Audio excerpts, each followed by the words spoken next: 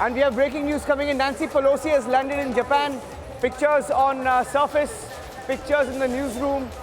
The US speaker has landed in Japan at a time where the Chinese missiles, at least 5 missiles, have reached the exclusive economic zone in Japan. And Taiwan has cancelled all flights. And those are the first pictures coming in. First pictures on news agency APTN of Nancy Pelosi now landing in Japan. She's landed in Japan, and those are the first pictures of her just preparing to deboard the flight. Let me go across to Abhishek and Shawan. Abhishek and Shawan, we've been looking at those pictures. The US delegation there just about getting off the flight, and this escalation by China ensuring that all airlines stand cancelled from Taiwan, and many people talking about the repercussions of what this could mean. Abhishek and Shawan, either of you can take that first, because there is a possible impact on the shipments of processor chips and other goods needed by global industries, semiconductors. I think this is something that nobody expected, but likely impact. Abhishek, maybe you can take that.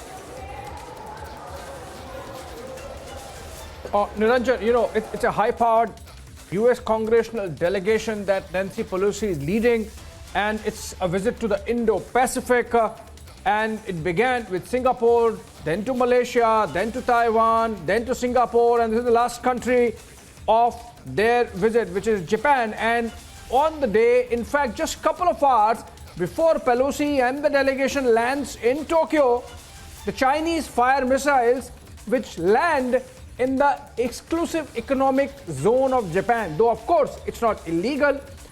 They had forewarned.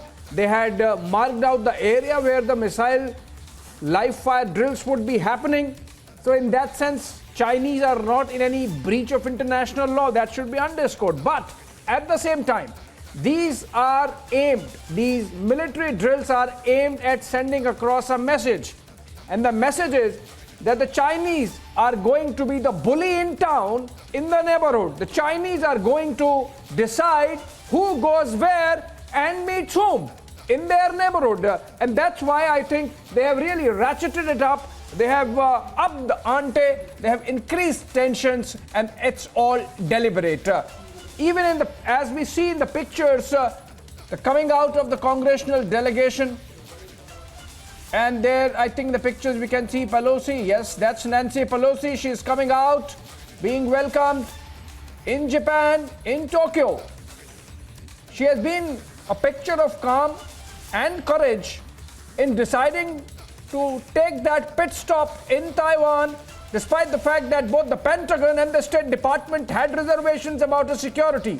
I think ultimately the entire US government galvanized behind her, and proper security arrangements were put in place, including escorting Nancy Pelosi's aircraft all through the Indo-Pacific trip. In the pictures we see Pelosi being received by Japanese government officials, and of course from the embassy of the United States in Japan. In fact, even military leadership is there. Remember, United States maintains biggest military base outside of the United States in Japan, and they have the Army, Navy, Air Force in Okinawa, in Osaka, in Tokyo, and in assistance of the self-defense forces of Japan. Because remember, Japan post-World War II does not maintain an army. Though, of course, of late there has been this talk that their pacifist constitution should be revised, and that even Japan should have a standing army, navy, and air force. In the pictures, we see Nancy Pelosi and the congressional delegation being received, which includes Chairman Gregory Meeks, who's chair of the House Foreign Affairs Committee. In the picture, Chairman Mark Takano, chair of the House Committee on Veterans Affairs, Congresswoman Susan Delbene. This is the one in white. Congresswoman Susan Delbene, Vice Chair, House Ways and Means Committee, and Congressman Raja Krishnamurthy, member of the House Permanent Select Committee on Intelligence. And then Congressman Andy Kim. It's a 6-member delegation being led by Pelosi, who's the sixth one, in fact, member of the House Armed Services Committee. That's Andy Kim. And the delegation now coming out, being taken off the tarmac onto the carcade and then to Tokyo.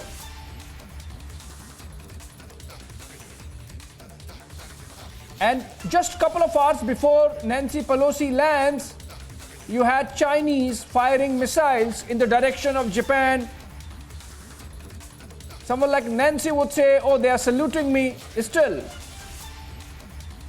she thought all the pantomimes of the Chinese would be over with Taiwan. But no, it continues. And now the delegation getting into their carcade and moving on to Tokyo City, where they are going to spend the entire day. Remember, it's already evening there, late evening.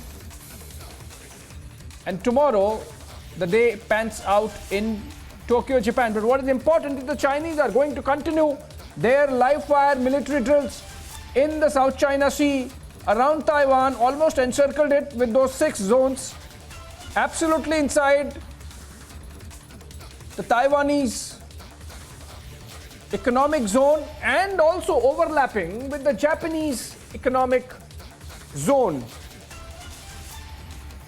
What is important is someone has to take the initiative and really draw some red lines for the Chinese. Otherwise, they'll continue to bully. They have done that with the tiny Himalayan kingdom of Bhutan.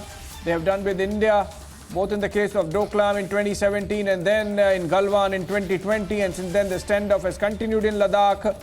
They have done that with the Spratly and Paracel Islands with Philippines. They have done that with Japan in the case of Senkaku Islands. And of course, we know with Taiwan there is extra sensitivities involved because China considers Taiwan to be integral part of the Chinese nation. They call it one nation and two systems. And in fact, believe that Americans are in fact moving the goalpost now because in 70s, America fully accepted the one nation, two systems principle and has never recognized Taiwan as an independent nation. So is the move by Pelosi highest by a US official in the last 25 years aimed at moving those goalposts? I think Chinese got worried and that's why they thought escalating things would be best, and that's what we are seeing. They have been belligerent, they have been aggressive, they have been issuing demarches to American diplomats, they have been issuing angry statements, and they are backing it up with military mobilization. They have effectively put their war machine into action in southern China, in the Fujian province bordering Taiwan and in the Taiwan Strait. And now we are seeing that today they have begun these live fire exercises, what is called as firing, both the artillery and the use of air force, using the navy and firing ammunition. I think these are intimidatory tactics being used by the Chinese amid protests by the Taiwanese. We earlier had a statement coming in from the Taiwanese side which said that on August 4th, China launched multiple ballistic missiles into waters to the northeast and southwest of Taiwan, threatening Taiwan's national security, escalating regional tensions, and affecting regular international traffic and trade. The Ministry of Foreign Affairs of the Republic of China, Taiwan, strongly condemns the Chinese government for following the example of North Korea in willfully test-firing missiles into waters near other countries and demands that China exercise self-restraint. Taiwan clearly comparing China with North Korea, a rogue state. What more would the Chinese, or what less the Chinese would expect? In the pictures on the left, or for viewers in fact towards their extreme right, China fires at Japan. These are clouds left after missiles made their way as part of the live fire drills being carried out by Chinese into the zone which is identified as exclusive economic zone of Japan. In the middle, Pelosi lands in Japan and the delegation being received by the US embassy officials and from the Japanese administration. And to the left, Taiwan claims it's battle ready. Some pictures of preparedness, and now, of course, it is over to the statements that Nancy Pelosi makes. Niranjan, before I hand over to you, I have to bring to your notice the fact that Nancy Pelosi, in her statements over the last 24 hours, has not really blinked and even brought in the issue of human rights when she was visiting the National Museum in Taiwan, and mentioned how human rights were being harmed by certain regimes. Obviously, indication towards China. That was at the National Human Rights Museum in Taiwan, Taipei. Niranjan.